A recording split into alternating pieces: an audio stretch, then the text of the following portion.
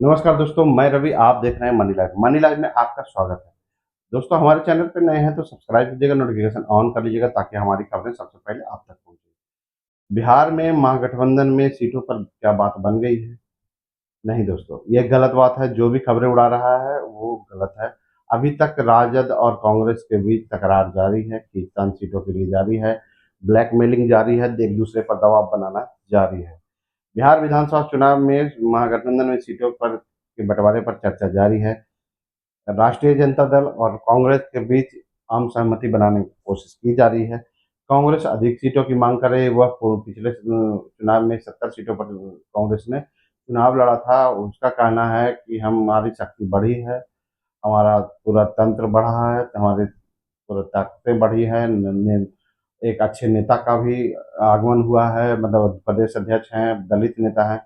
सभी कुछ मिलाकर उन्हें सीटें बढ़नी चाहिए थी, लेकिन कुछ नई पार्टियों के आने के कारण उन्हें कम से कम 70 सीटें चाहिए।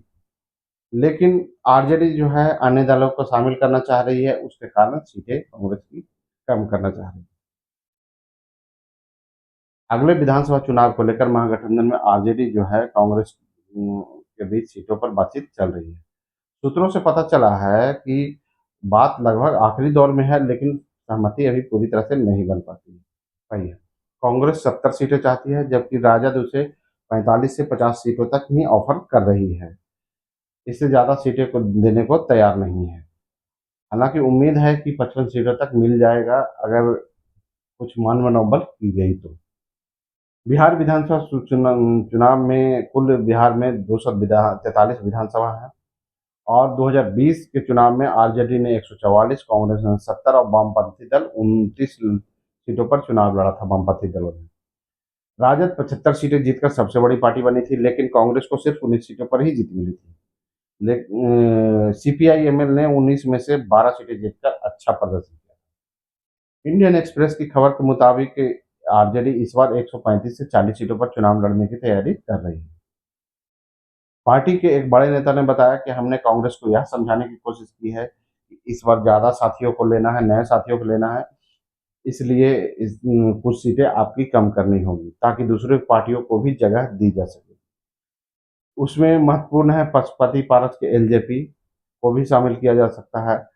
सहनी 60 सीटें मांग रही हैं, लेकिन उन्हें 12-15 से ज़्यादा देने की उम्मीद नहीं है।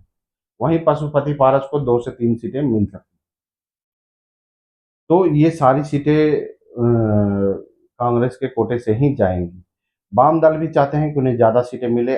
ग्रामीण इलाकों में उनकी अच्छी पकड़ मानी जाती है। उन्होंने 2020 में अच्छा प्रदर्शन भी किया था।